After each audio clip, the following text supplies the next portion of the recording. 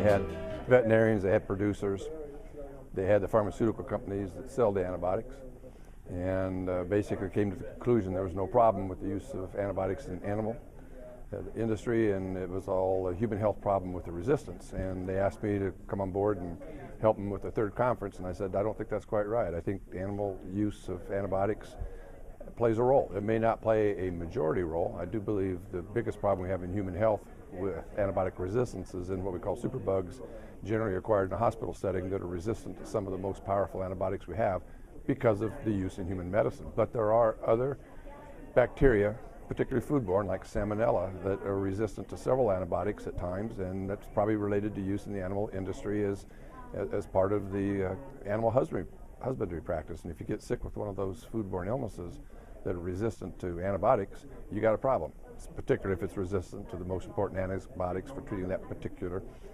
illness. Now, the reason to bring other people together is so the animal industry can hear the concerns of the consumers, like the Center for Science and the Public Interest presented today. This industry needs to hear what other people are thinking. This industry needs to hear what the physicians and the public health folks are thinking about the threat to the health.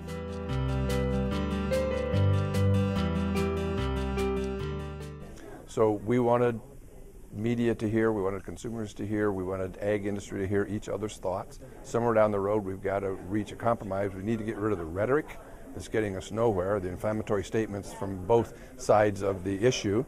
Some people saying we're all going to die, some people saying there's zero problem, and we need to come up with a common cause and deal with the facts and with the science, in which of course we heard today. It's hard to deal with the science because two top experts today took opposite views from 4 scientific papers and said, well, it was either fantastic information or well, it was junk science. Not that they disagreed with each other, but they showed how easy it is to take and twist what appears to be science and make it work either way. And so that was an educational opportunity, I think, for everybody that's talking about the use of antibiotics in animals to understand it's not black and white. We're not going to come up with an easy answer. We need to understand all the parameters.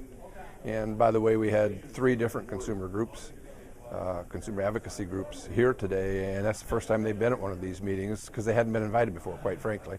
And I think it was good. It was a good exchange. I think it was good for them to hear what the industry is thinking about, and I think it was good for the industry to hear what they're thinking about.